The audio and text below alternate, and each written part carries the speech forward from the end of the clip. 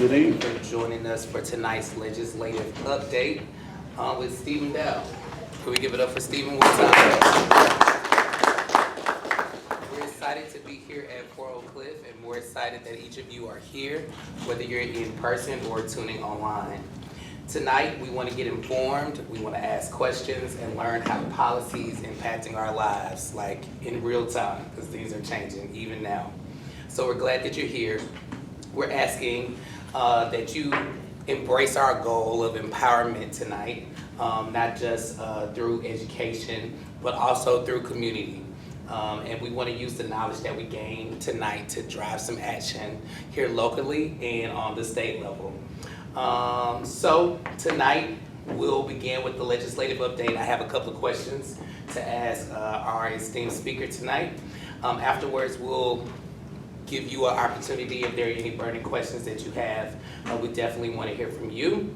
And then finally, we'll probably close out with some key takeaways and some remarks. I do want to give a shout out to OVOV, Our Vote, Our Voice, and all of our partner organizations, the Divine Nine, the National Urban League Young Professionals, the Dallas Examiner, and the list goes on. So thank you all for your collaborative efforts as we are driving change here in Dallas-Fort Worth.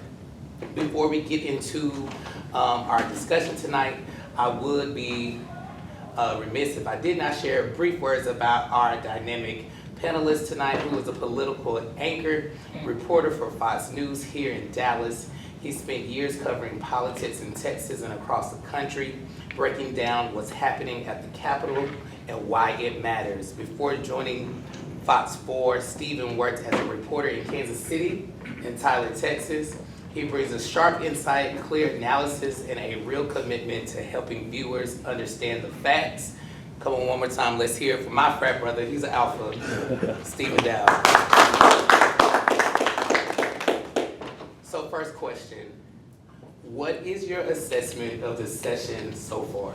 And I want to preface this by saying I'm not ignoring y'all, I'm actually watching the house right now. So if you see me look down, it's not notes, it's not ignoring y'all. I'm looking for a certain bill to come up that I'll probably mention in this too. My assessment of the legislature right now is, the Republican Party ran on a promise to kind of vote out some people who voted to impeach Ken Paxton and some other things. And so this has been kind of a red meat session as far as certain bills that may have not made its way out of the House are making its way out of the House this year, and that's intentional. That's the promise that a lot of these politicians ran on, and so that's kind of what we're seeing. A big bill that we just found out is going to be voted on tomorrow is House Bill 2. House Bill 2 is the public education bill. I know all of you guys know in this room and those watching or may not know, but the basic allotment and certain key things for public schools have not been increased since before the pandemic. And so the argument from Democrats and a few Republicans has been, one, public schools need more money, and two, you need to account for inflation. Everything has been impacted by inflation. And so House Bill 2 injects billions of dollars into public education, but there's been some concern about it still not meeting the mark of what the account for inflation and whatnot is. And so all day today, Republicans have been behind closed doors kind of negotiating a deal. The Senate already passed their version. The House has a version that increases the basic allotment, but still not to what the comptroller said would be comparable for inflation. Comptroller said the basic allotment, basically the amount that the legislature gives per student that goes to the district to account for inflation would be about $1,300. The House's version only increases the basic allotment by about $133. And the Senate version only increased it by $55. And so basically both sides have been working all day today to see what they can do to compromise. The compromise is adding $500 million more to it to help districts, and so that vote should come up tomorrow. So this has been a big education session, in my opinion, and then also a big red meat session.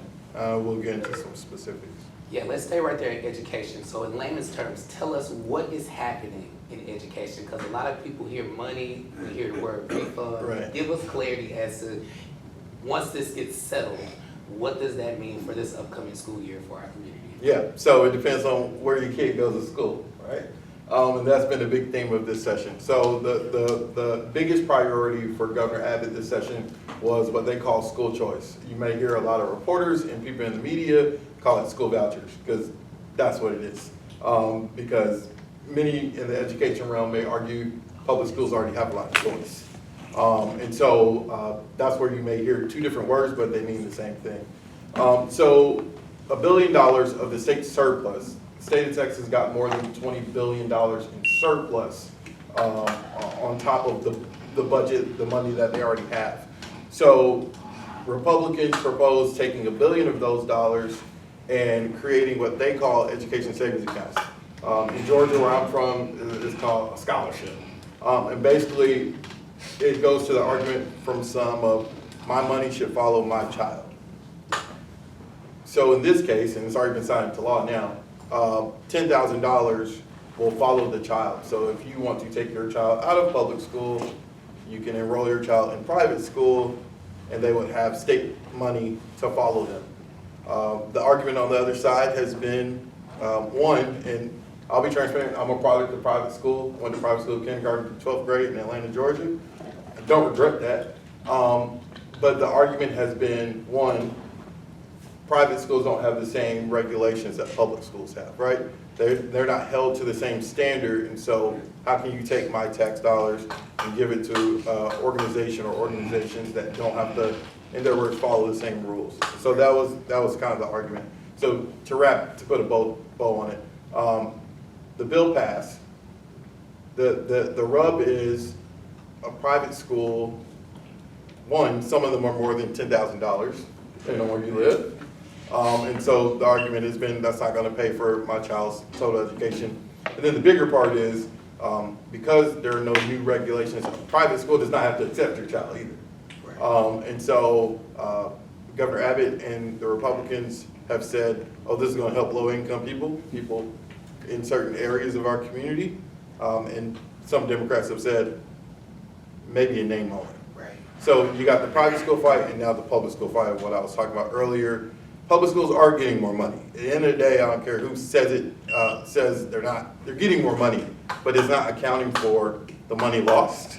It's not accounting for inflation. And as we see Fort Worth, I think today, IC is talking about school closures. A lot of districts are talking about school closures because of the impacts. Okay. Let's shift. What bill has already passed that surprised you the most so far? Honestly, see, it's weird. I think going into the session, we knew what type of session it was going to be for those who follow this every day. So nothing, honestly, has surprised me. I know that sounds like a cop-out. Bills that I've been following today, one got kicked back to committee and another one is waiting for a vote. There's been a notion of, I'm the son of a pastor, I'm a Christian, I ain't ashamed to say it. Senate Bill 10 and Senate Bill 11. Senate Bill 10 would put the 10 Commandments in every classroom, and Senate Bill 11 would create a period for students or staff to pray, and it would also allow time to read the Bible and quote other religious texts. So this brings back the conversation about prayer in schools, religion in schools, and this kind of puts some Democrats in a tough spot because from a campaign standpoint, you don't want to be labeled as, oh, you ain't religious, you don't care about God. But from the pushback from Democrats is, one, okay, what if someone is of a different religion? Does this not, are you forcing your religion on them? And then two, also, separation of church and state. So if those bills pass, maybe that will surprise me. And the reason why it could surprise me is because these bills have come up before, and the criticism has been on the House for blocking it. And that's why we have a new House Speaker, because some Republicans got frustrated with, in their mind, things being blocked, conservative bills being blocked. So today, both are up for a vote. Ten Commandments just got kicked back to committee and they didn't explain why, so who knows what that is. And then I'm waiting to see SB 11. That's why I'm looking at my phone. Okay. Let's stay in that vein. What bill should we have been more on top of? What did we miss, and what ramifications will it cause? And what steps might we have to, what more hoops are we probably gonna have to jump for? Because we know we don't see a lot of DEI stuff. That's kind of on the federal piece, so the state is not really having to play that game. They can do the nuts and bolts like education, Yeah. what you just referenced. So And they've already, passed DEI bills. So, they kind of already checked that off their box. One bill that passed today, and it's not that it's more hoops, but it is a development. So Republicans have been criticized since Texas has one of the most restrictive abortion ban laws on the books. And it's so restrictive, it made things cloudy for doctors because it had no exception for anything. Today, the House agreed with the Senate to pass what they call the Life of the Mother Act. But this is just one piece of the exceptions that many are calling for. So this bill, which Governor Abbott will sign, this bill does not give an exception for rape. If a woman is raped, she's still forced to have the child. This bill does not make an exception for incest. This bill only speaks to life of the mother. And during a couple of weeks ago, what does that mean? Yeah. You got to break this down. We want to make sure everybody's on the frequency. So life of the mother. A couple of weeks ago, multiple women who sued the state of Texas testified and said this bill would still not cover their type of life of the mother complication that they had, and so they went out of the state to get medical treatment because their doctor was too scared to do it here in fear of being sued. So what is life of the mother? So Charlie Guerin, who is a conservative Republican from Fort Worth, I call him conservative. Nowadays conservative is different because he was getting grilled today, and he was the one pushing the bill. He said pro-life groups, Democrats, doctors all work together on this bill. So what is pro-life? He said the Texas Supreme Court has already considered great bodily injury. What is the word? I don't want to tell y'all the wrong word. I'll do the first part first. So, life of the mother, if the doctor in their medical judgment deems that an issue, a complication with the pregnancy would result in the mother dying, and he kept saying if the mother dies, the child dies. If the doctor believes that it will make the mother die. So that could be a host of things, a list of things. It's the doctor's medical decision, right? But then some Republicans got upset because the bill also includes a woman's organ. If the woman, if the illness, the disease, whatever, impacts the woman who may have a deadly pregnancy in the future, that's included in this bill. And so some Republicans have been pushing back saying, well, this would still create abortion. So basically it puts the ball in the doctor's hands. Right. It allows the doctor to make that decision when, in these past years with the bill, doctors feared they would get sued for performing an abortion. I'm sure y'all are like, a lot is churning in your head, so please hold those questions because I'm gonna definitely open up the floor. We want to make the second portion of tonight a dialogue and a conversation. A couple more things before I pass this mic. Can you rank the top 3 bills that are impacting African American communities? Like, what's the one that's gonna take us out? What's number 2? What's number 3? Well, everything ties to education, honestly. This session is an education session. And, the thought from some is, they got the first win. I'm not trying to sound biased. They, as in Republicans, got the first win of the education savings accounts. Some states have had complications with their budget due to school vouchers. That remains to be seen. But in some people's eyes, this weakens public schools in terms of if we keep saying our public schools are good, but they need to be great, then why aren't you investing in the public schools and not trying to break off Well, of the because public education schools? is on performance. Yeah. Higher So- education is on performance, and so- state formulas are like that, so. So How I do you think, yeah. reward, you know, I think that's the breakdown, not to cut you off, but that's Yeah. the breakdown that we're having in our communities, is that we know that there's a need, we have data that shows us that there's, areas for growth and progress. But in the state of Texas, we have seen the construct that if there's no performance, there's no funding. So when you put a voucher system in place, which I'm an HBCU grad, it just sounds like a refund check. Because I'm gonna pay my tuition, which is my tax. And then at a particular point in time, because I opt out, because I want my dollar dollar, I'm gonna get a refund on that allotted amount. Let's say I just chose not to stay on campus. So that means I get the housing portion of my tuition back.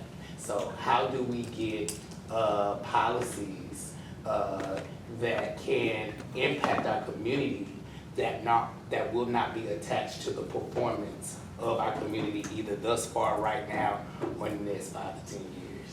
Yeah, and that's a good point. And, you know, just having a real dialogue with you guys, this don't get me in trouble at work. What I'm about to say, if you're on the Democratic side, I gotta phrase it that way. If you're on the Democratic side, there's such an uphill battle that has to take place, that there has to start on the ground level. And I think some people, and we talked about this in November too, I think some people are, this does not mean shoot for the stars, but it also means be realistic. And just like when Republicans, when their conservative movement started, they started on the ground level. Like these were, okay, let's get mayors and school board members, not, okay, let's get the president. Like that, yeah, they've gotten the president in different cycles, but the Royce West is calling me. Y'all know Royce West screened my call. I was looking at the live stream today, and I called Royce West. They were chilling, and I know he looked up on the phone and sat back. No, I'm joking, but he is calling. I think, and I'm going off topic, but I think some people, especially some of us young people, and I ain't young no more. I'll be 36 in July. I let him know where you are. But I think there's a disconnect from a political standpoint as to, okay, should you shoot for the stars and try to like throw haymakers and get wins there, or do you need to start from the foundation and work your way up to make those real changes? Because overnight, a Democrat ain't just gonna win Texas governor next year. You know what I'm saying? Or when it's on the ballot. Like, Democrats are gonna have to start at some point to get some real wins to win statewide, is what I'm trying to say. So, not saying sit back and wait your turn, but it's gonna take some time to overturn some things, is what I'm trying to say. Essentially. And you mentioned 3 bills. There's a bill, and I'm really not trying to, don't misunderstand what I'm saying. There are a lot of non-black people on food stamps. A lot of non-black people on food stamps. I'm gonna say it again, there are a lot of non-black people on food stamps. There is a bill that, and Governor Abbott already kind of started at this, a bill that would, in their words, limit what people on SNAP benefits can purchase. The Trump administration has this Make America Healthy Again initiative, and it's trickled down to local state houses. Does it start with Trump? Yeah. That's true. McDonald's is not healthy, last check. I like the fries though. So the bill in Texas would, limit what people can buy. And the pushback on that is, and I've done multiple stories on this, is that's all fine and dandy, but if the people don't have access to healthy food, then you're taking away the money and they're still gonna eat crap. And so that is a bill that's gonna impact some people.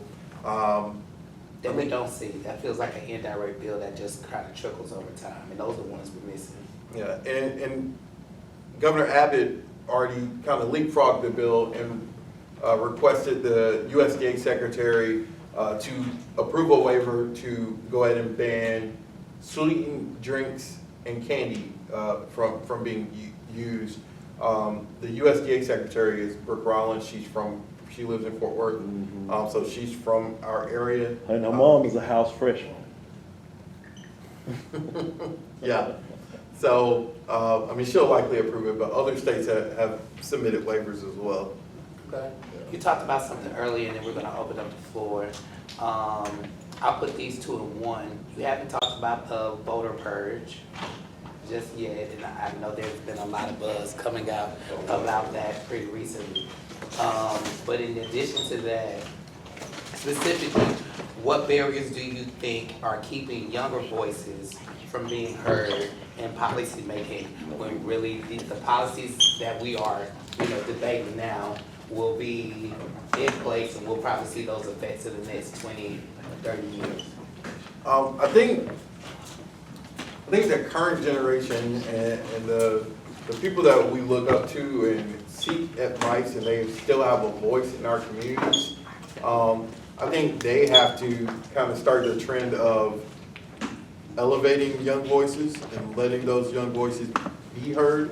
Some of these rooms and some of these rooms where decisions are made, they're not including young voices. And some of them look at the data and they're like, well, y'all ain't voting, so why am I going to include you in this conversation for you to not show up for me? So I think young voices have to be incorporated in some of these conversations. And again, that starts on the community level.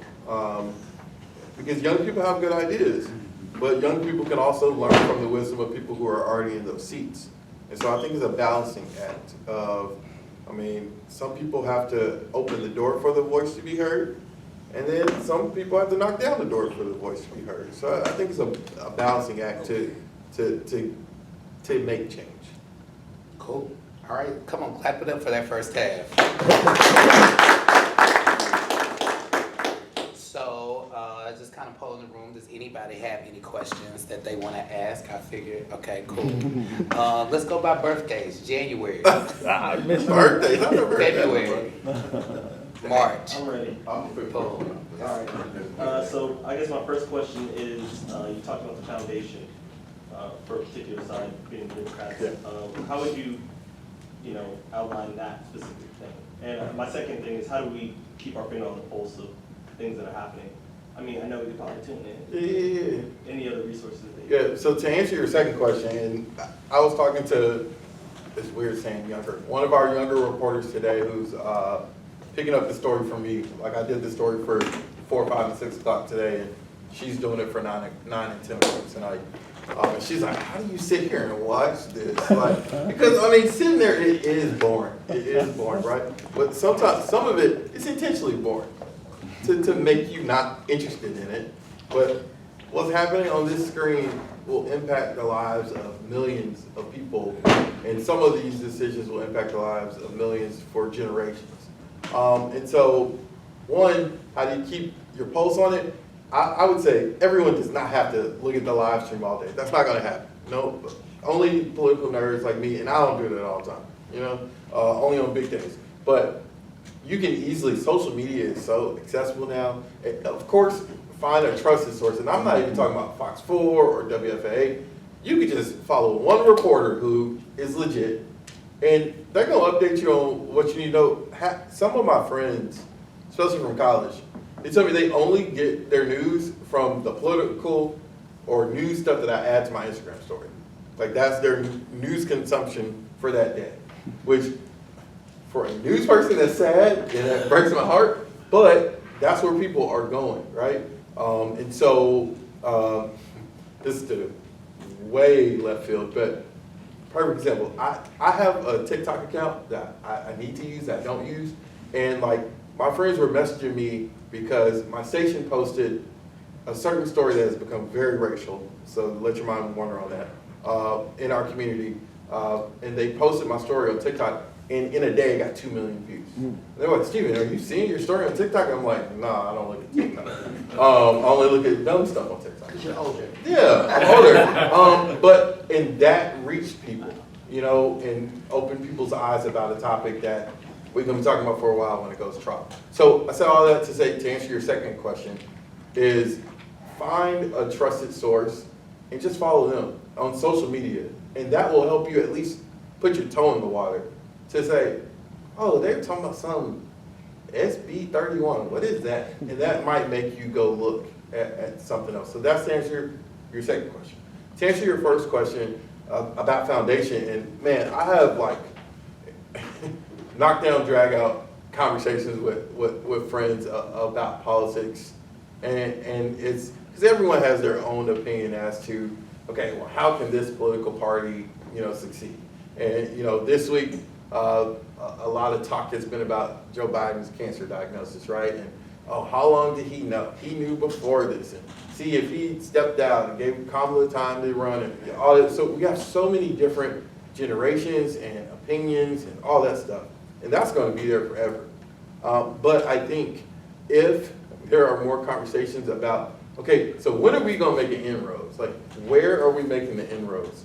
And like or not, like in the last, my lifetime, but in the last like 15, 20 years, honestly, Democrats should follow the Republican playbook to a certain extent, as far as they had a concept, okay, we're going to keep talking about abortion. We're going to keep talking about abortion. We're going to keep talking about abortion.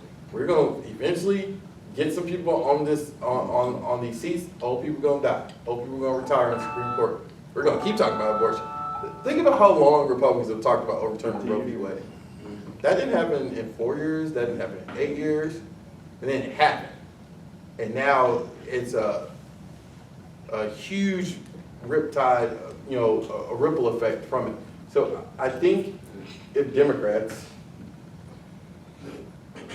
they're gonna focus or become one on something, and keep working at that, keep chopping the wood, because if not, then it's gonna keep this cycle. So I hope that kind of answered some of your questions. Yeah, no, appreciate it. Can I interject, just since we had the young person's question in there? A lot of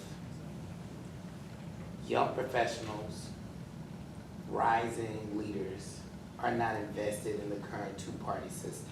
Yeah, it's true. So what does engagement look like for this rising generation outside of this structure that, you know, we've kind of married ourselves to? As what most people are saying now, how can we support a system that is not built to function or provide the product that we're advocating for? So when do we make the decision to shift our loyalty in a sense, but still work collaboratively and collectively for what we need to see? I think it depends on what is most important to you first. If what's most important to you is the White House, then there's gonna have to be some type of unity on something. Because, yeah, while certain people, younger people, or even older people, are becoming less loyal to parties and more loyal to ideals or thoughts, like, okay, but I'm trying to word it right. It depends on what you're focused on. If you're focused on something that, okay, if you're trying to go outside of this two-party system, that's going to take decades to change, if not more than decades, to really like overhaul it, where elections are totally just based on the candidate. So I don't see that happening anytime soon, and that doesn't mean, okay, so just shut up and fall in line. But I think people are not holding their respective parties to account to actually follow through on the things that they want. I think it's more of a holding accountable to follow through than a let's do things on our own type thing. Got it. I know y'all got a question. I'm looking at my phone because, so Senate Bill 3 has been getting delayed for 2 days. Senate Bill 3, I ain't gonna make nobody tell on themselves. Have y'all heard Delta 8, Delta 9, those type of things? Yeah, they're like gummies, edibles. THC bill. Yeah, so it's finally up. Oh no. And I mentioned that because, so the Senate wants to do an all-out ban on THC.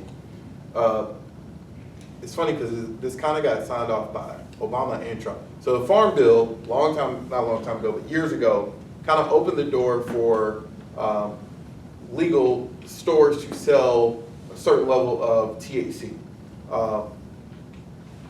And since 2019, there's now more than 8,000 smoke shops, vape shops, CBD stores, yada, yada, yada. Now, CBD has been around, but now these stores' main product they sell are Delta 7, Delta 8, because, and I've tried for research purposes, you can buy these things and it gets you high, but not as high as marijuana. And so the lieutenant governor wants an all-out ban because he said it's too hard to regulate. The House, which, remember when I talked at the beginning of this discussion, the House was always kind of blocking some of the super conservative bills over the last couple of years. This year, the House is different. So the House is like, we'll do your all-out ban, but the negotiations today has been, give us this ban, and we'll give you a little bit of what you want for public school funding. So my eyes are on this, and now it's a point of order, so that's gonna be 30 minutes. So this bill is important because it's tied to the negotiation for public school funding. We had two questions over I here. did. Oh, yeah. The Texas Lottery does funding for the school, and I hear they might get rid of it. So give me an update on that. So they abolished the Texas Lottery Commission. Hold on, did it come up to the House yet? It passed the Senate. The bill abolishes the Texas Lottery Commission, does not abolish the lottery. It just moves it to a new department.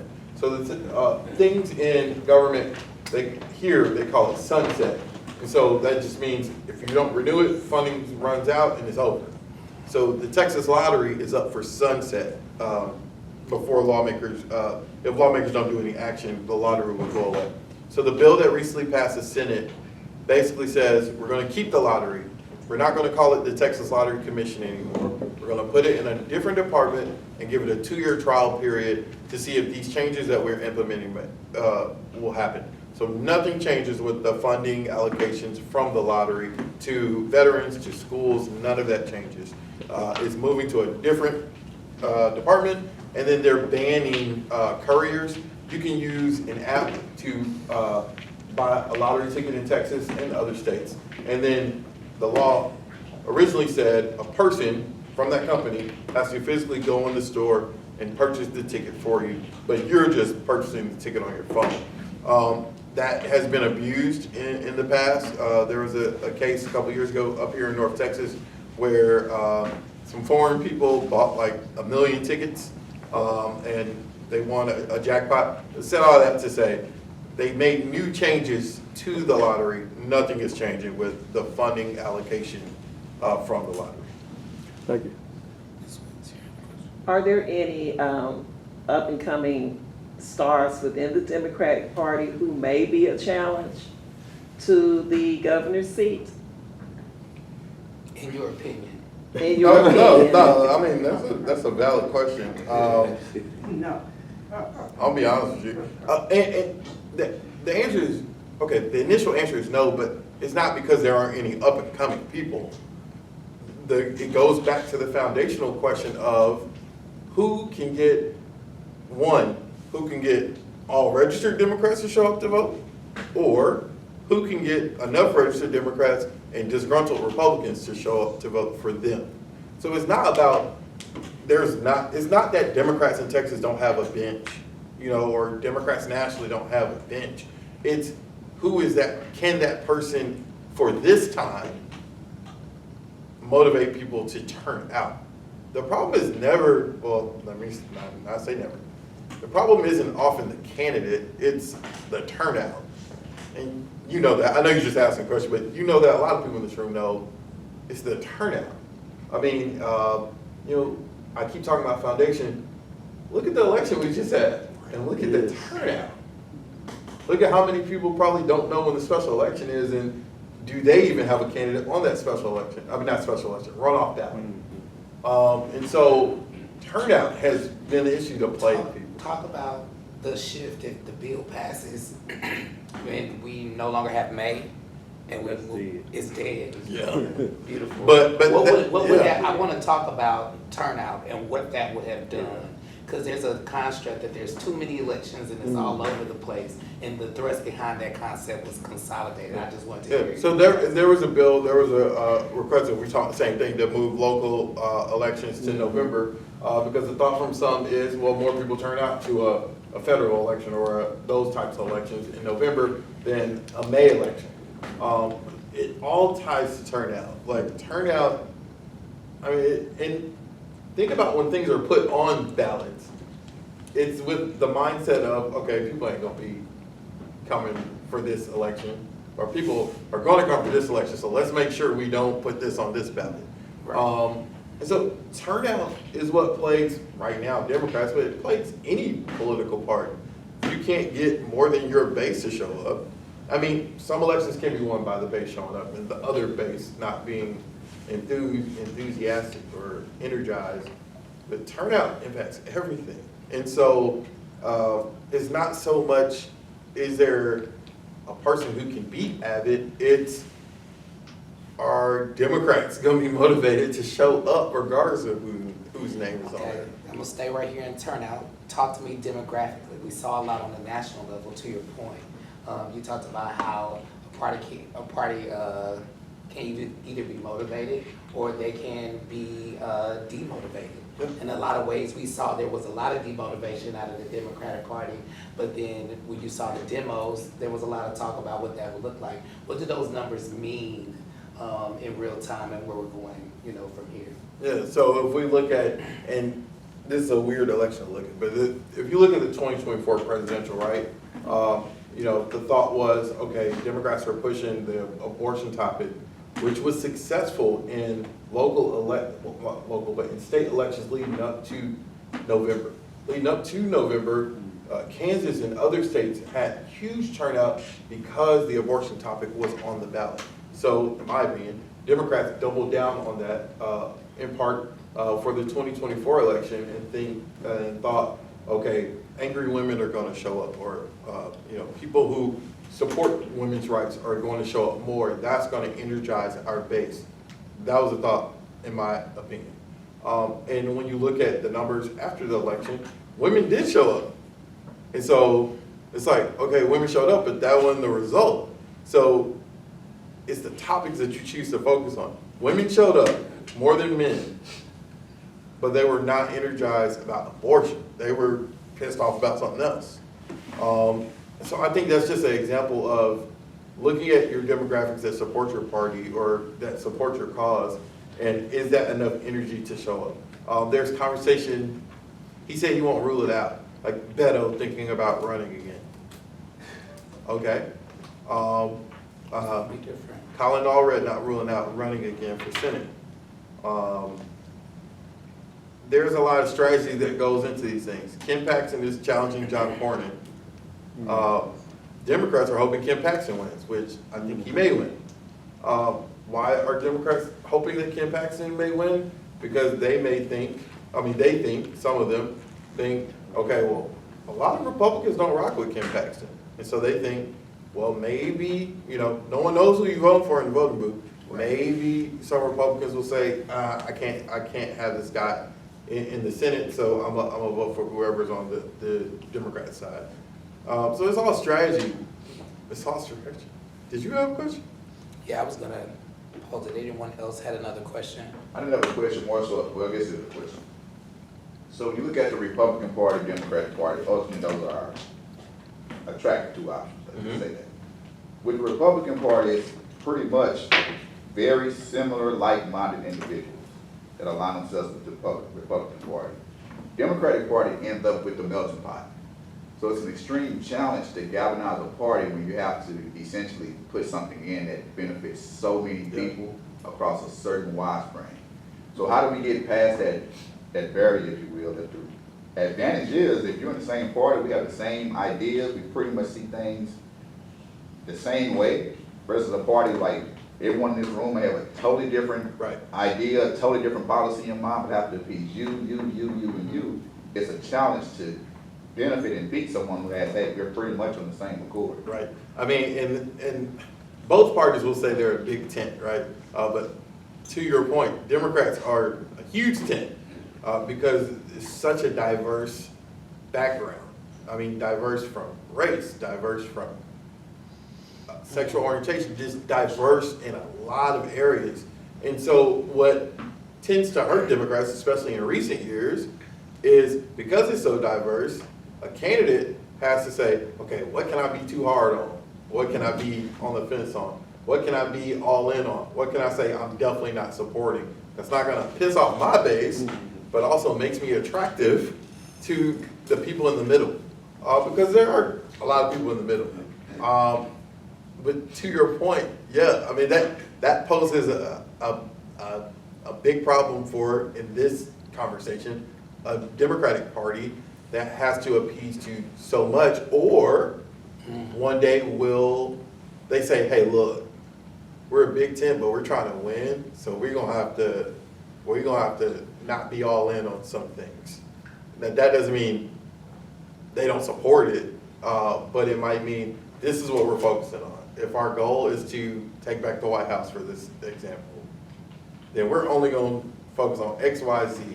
That doesn't mean we don't like y'all, or we don't like this this issue that you are so passionate about, but this is what we gotta do to win. And I think, I have a conversation with friends about, and I hope I don't offend anyone, Democrats gotta get backbone.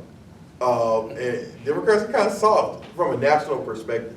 And so, and then the rub is, when people say Democrats are soft, and then you have a Jasmine Crockett who rubs people the wrong way, pisses people off. And then you have an AOC and other elected officials that are saying, well, y'all say you're soft, we're trying to stand up. And then now you have the thought, okay, Democrats are soft, or Democrats are rude, or Democrats are ghetto. You know what I'm saying? So it's such a big tent that you're going to piss off somebody. And the Republicans are more, like you said, lockstep. So all they have to worry about is, all right, we agree with the same thing, now just show up. Democrats is, hey, I might have pissed you off, but you should still show up because I thought your goal is to beat this person. So that's how I look at it. We have one, we'll let this. So with the final gavel approaching shortly, what's the likelihood that we see a special session, especially with the list of priorities that the lieutenant governor and the governor may have, bringing back the weed bill? I know that, the public education for millions of students are being held hostage over a ban for THC. Yeah. What's the likelihood that we have to spend more months in Austin for a special session? That's a good question. So for those, He missed your update.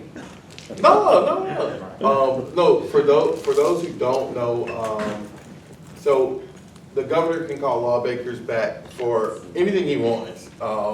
He doesn't need approval from anybody. He can just say, y'all didn't pass this bill, I want y'all to come back for 30 days to pass this bill. So a good question of what could create a special session, what will create a special session? Stephen, let them know when session ends. Oh, session ends June 2nd. So we are, after today, 12 days away.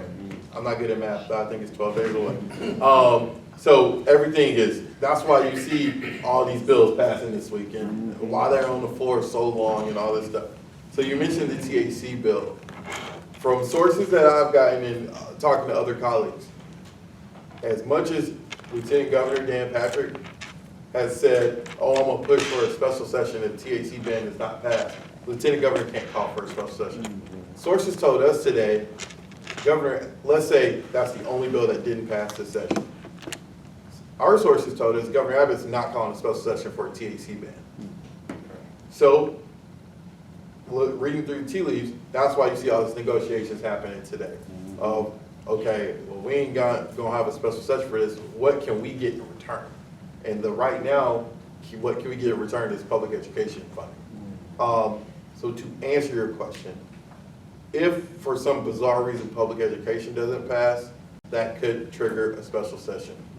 If for some reason Governor Abbott is trying to appease the reddest of red meat and 10 Commandments and prayer in school doesn't pass, that can trigger a special session. There's also some other things as far as Governor Abbott was on the floor of the House yesterday because House agreed on the biggest part of, Republicans have been pushing bail reform, which is a topic that I'm shocked I didn't bring up. And this is going to put pressure on judges, but a big chunk of it goes to a constitutional amendment, which will be on the November ballot. So you guys will be able to decide. And this is Republicans and some Democrats. It's not just a Republican thing. This is a bipartisan thing, and it virtually passed unanimously almost. So lawmakers on both sides agreed on at least putting it to a vote, a public vote. It would amend the Texas Constitution to further put more restrictions on judges onto what bails that they can give. So basically a judge, if this is approved by the voters, can automatically deny bond for someone who meets this criteria of violent crimes. It might be a murder, it might be aggravated assault, it might be sexual assault of a child, things like that. And so bond reform has been a big thing that Republicans have been pushing. It already passed the biggest part, but say something like that gets hung up before it gets to the governor's desk, that can definitely spur a special session. People think, so they passed the big part, right? There's another part, Joint Resolution 1, that would impact bond for illegal immigrants. It seems like that's not gonna pass the House. I don't think Governor Abbott's gonna call a special session for that because he already got the big win. Like, yeah, they're big on the border and all that stuff, but he got the biggest part out of the way, which is just the big one that impacts murder, sexual assault, all that stuff. So if bond reform was to fail, that can trigger a special session. There's some little things that might, but he's getting his way. Like, he's checking off all the boxes that he promised from last year, and so we might not have one. That don't mean we're not, but we might not. So to kind of build on one of your earlier statements you made about the power of the lieutenant governor, from what I've read, it doesn't look like he's going to be in that position again. And I want to know how we could be more strategic about this encroachment of more radical views on either side of the aisle. We see that, like you've mentioned a few times, this is a very Republican-led session, that they're able to exert their will, basically, because they have a lot of synergies between the House, the Senate, and the governor. Right. So with the potentially new, young lieutenant governor coming in and saying, like, as the president of the Senate, the bills are going to be even more off the rails, how could the population advocates kind of prepare for that for the next upcoming session? So at one point, Dan Patrick is running for re-election, so he ain't going nowhere to that point. But the Senate operates totally different than the House. Like, I've had to make, and sometimes even us, like, who cover this, I got to get a refresher because the first half of the session was all Senate. They just passing bills. Now the pressure's on the House to agree with them or say we got to go to a conference committee. The Senate, the lieutenant governor, the president of the Senate controls everything. He controls when a bill comes up, who gets called up. Since he's become lieutenant governor, he's gotten the senators to agree on shrinking the number of senators who have to agree on bringing up a bill. It used to be a certain number that would force Democrat and Republican senators to agree on bringing up a bill. Now the number's so small, it's just a Republican simple majority. So with that said, that is a very strong seat position. And like I said, he ain't going nowhere, he's running for re-election. So I mean, again, that goes to, you gotta find a race that you can win, right? And that's a statewide race. And so, I mean, some states have done it where they have a Republican governor and a Democrat lieutenant governor, or states where, my home state of Georgia has a Republican governor and 2 Democrat senators.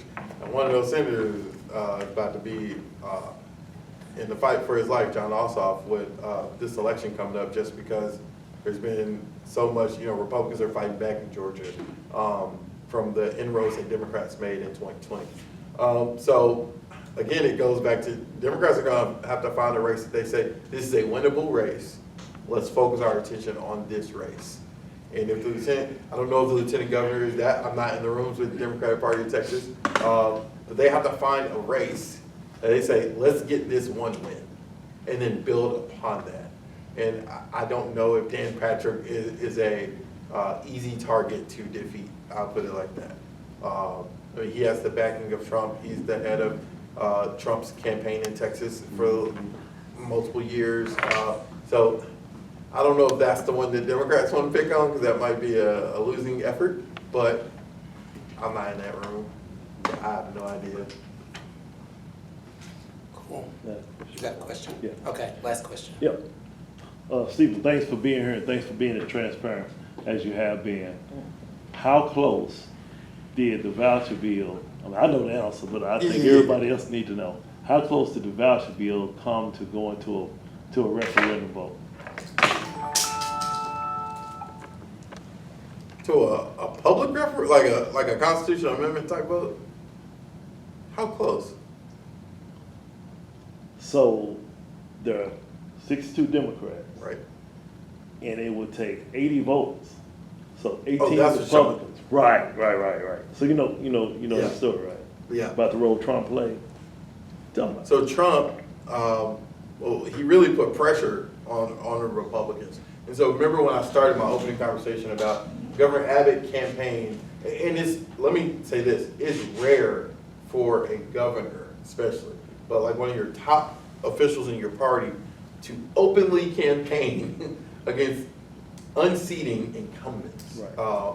And so, Ken Paxton and his faction campaigned against people, but Governor Abbott also campaigned against people and basically made them make a promise of, if I support you, you are voting for my vouchers, point blank.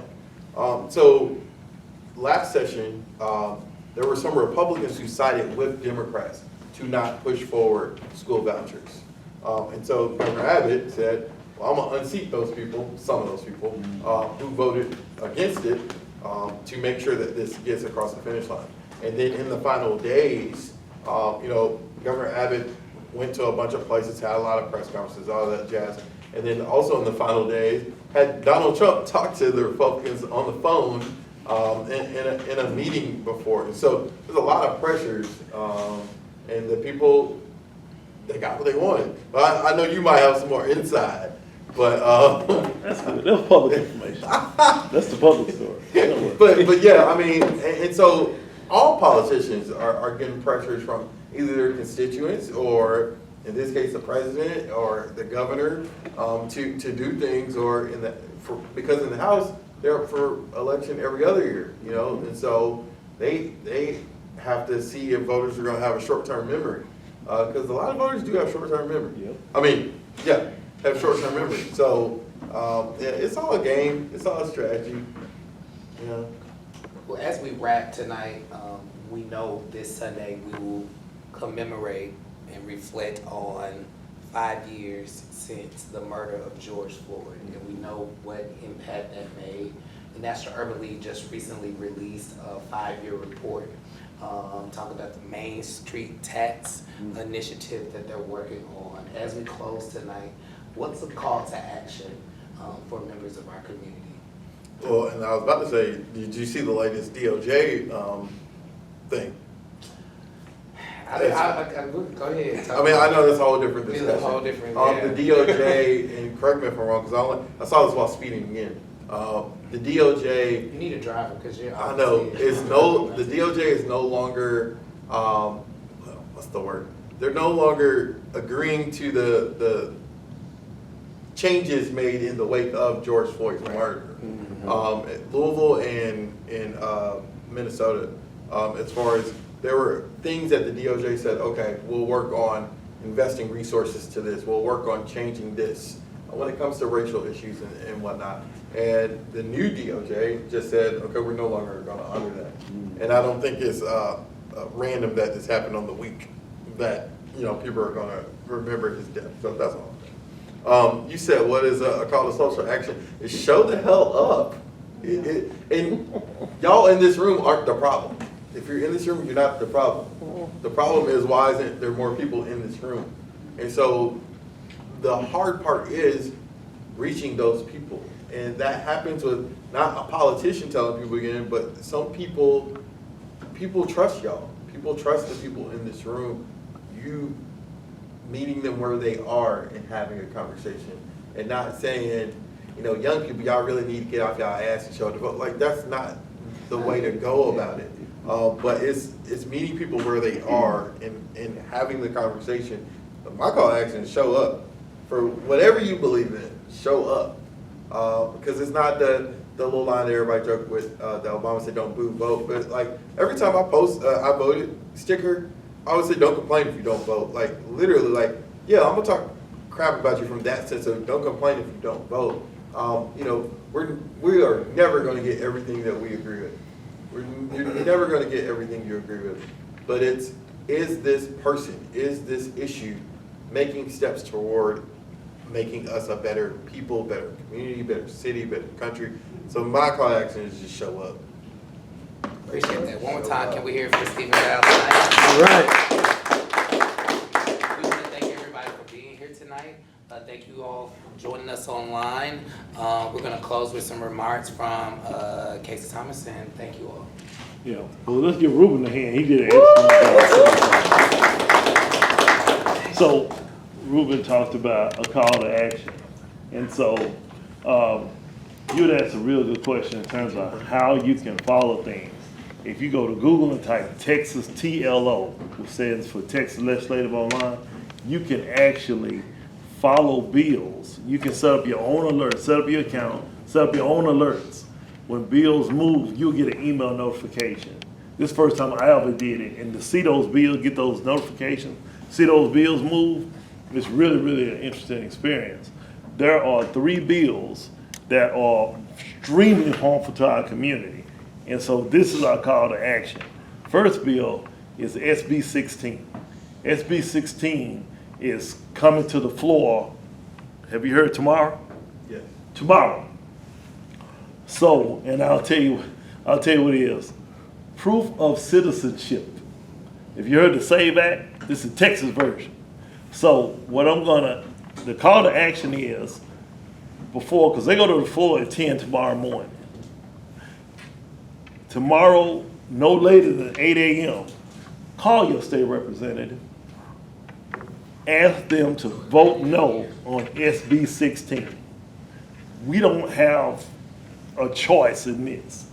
If they're not able to keep this bill from passing, and I'm getting alerts, I'm getting messages, I'm gonna be on a Zoom tomorrow morning with the Legal Defense Fund. They are providing points of order, because that's how you stop bills. If you ever want to watch the action tomorrow, tune in while SB 16 is being debated. It won't be boring, I promise you. That bill says that if someone wants to register to vote, they have to show proof of citizenship. If you want to register them to vote, they have to show you proof of citizenship. And many of us are VDRs. Many of us in our organization do voter registration. And that will truly impact that. So that bill is coming tomorrow. There's another bill, SB 12. SB 12 is to eliminate diversity, I don't say DEI, diversity, equity, inclusion in K through 12. They have done a really good job up to this point of keeping it from the floor, but it's a great possibility it will be on the floor next week. If you know State Representative Tony Rose, I'm gonna suggest you call her office tomorrow. When you call your state rep, turn around and call State Rep Tony Rose's office. State Representative Tony Rose is vice chair of the calendar committee. The calendar committee is a committee to determine when bills are heard on the House floor. So she kept the DART bill from being heard on the House floor. It's dead now unless it comes through as a Senate bill. If you want to take action, because often we talk about what can we do, I'm telling you, and it may not seem like a lot, call your state rep, call Rep Tony Rose, ask them to vote against SB 16, and ask Rep Rose's office, because if you don't call before 10, she's going to be on the floor. But her staff, that's exactly what they're for. I know every last one of them, okay? And they're in that office, they're in there on time. Ask them to ask her to keep SB 12 from hitting the floor if she possibly can. It's going to be an uphill battle because that's one of the Governor Abbott's emergency, that's one of his priorities, to end diversity, equity, inclusion in K through 12. Now, I think it's gonna get to the floor. I don't know if they can do anything, but at least we can ask her to keep it from coming to the floor. So that's things you can do when you wake up tomorrow morning. That's something you can immediately do. Go ahead, Sandra. Do we have to call in the morning, we can't call at night? The staff is probably gone. You can't leave a voicemail? I don't think they'll answer before 10 in the morning. Okay, and you don't want us to email, you want us to call? Email is okay, but when you call, you talk to them on their phone, because somebody in her office is somebody in their office is gonna answer. I learned this from my fiance, Reverend Aisha Davis. The best person to talk to is the chief of staff. If you can't get in touch with the chief of staff, the legislative director, because they're gonna know about these bills. That's why those are the two people you ask for. There's a bill called SB 689. SB 689 will end diversity, equity, inclusion at governmental levels. So all the work that those of us who in this room worked on the racial equity plan, to get the racial equity plan established, to get the Office of Racial Equity, if that bill passes, it's dead. The plan is dead, they gotta close the office, they can no longer fund it. So I called 4 different reps. I called Raphael Chia, he was on the House floor, because he was on the State Affairs Committee. It passed 7-4 on party lines. So I called Tony Rose. I said, can you please keep it off of the calendar? I called Representative Ann Johnson out of Houston. She's on the calendar committee. And see, when you go to Texas TLO, you can click committee, it'll tell you who's on those committees. It'll tell you can click any of their information. House members, it gives their information. So just Google Texas TLO and their website. It's a one-stop shop for everything you need to know. So I'm challenging each one of you in this room. If you want to do something, get up in the morning, make those calls, and at least you can say, I did my part. Can I say something? Sure. Okay, I have a little network of community leaders and that kind of thing. You have to give them all of the information. They're not gonna Google for committee members. So I list the committee members. I give them their phone numbers and all this kind of stuff. And so I'm just saying, so if they wanna participate, I'll make it as easy as possible. I'll forward you the email that Legal Defense Fund gave us, and we sent it to every NAACP chapter in the state of Texas. Okay. That went out today. Okay. I'll forward that to you. Can we put it on, I can put it on the Our Vote Out. Yeah, Vote of course. page. Yeah, So I'll put it on our Facebook social media page. yeah, yeah. You got the email I sent you? Okay. Crystal And got it. document. And she's our legislative advocacy chair anyway. So. Y'all got a lot of miles on your cars, I know it. Back to you, Ruth. Yes. Huh? Yeah. I will. And so, we're fighting and working now, but we're gonna be celebrating on June the 6th. So June the 6th is the 5-year anniversary of Our Vote Is Our Voice. And yes. We started during the pandemic. And it was started because everybody said we gotta make sure, even though we're in the midst of the pandemic, people get out to vote. And that's what launched Our Vote Is Our Voice. And who'd have thought 5 years later, we would be here. So we're having a big party. It's gonna be at the mansion, what is it? The mansion on Whitehurst, which is out in the Skillman, Ardelia area. Yeah. And they're gonna have a special section just for us and our friends and partners. The flyer's being designed now. I'll put it in our leadership group and let y'all approve it. But it's being designed as we speak. I should have a draft of it tomorrow. And we're gonna blow it out because it was a lot of hard work to get to where we are now. And I wanna thank those who've been a part of the leadership team from day one. Crystal, Ruben, Sean Reed, Candace, and who are? Dr. Lavella Levels, who have been here from then and still a part of the leadership team now. And I made a commitment to the leadership team that we will now, in year 5, reach out for some new blood. So we're gonna look, but I challenge them for them to find someone who will duplicate what they do. That way we know the same spirit, the same level of commitment is gonna be there. So We do this every third Wednesday, right here in this room. Next month, it's gonna be really special. Bernadine Steptoe, if you ever watch Inside Texas Politics, she retired. So next month, she's gonna be doing what Stephen's doing with us, and she's gonna give us a legislative review because the session will be over. So she's gonna give us a review, and then also her sorority sister, she's a Zeta, are gonna give her a reception, and we're gonna plan something special for her 30-plus years being with Channel 8 and being the program director for Inside Texas Politics. So tell your friends, be here next month.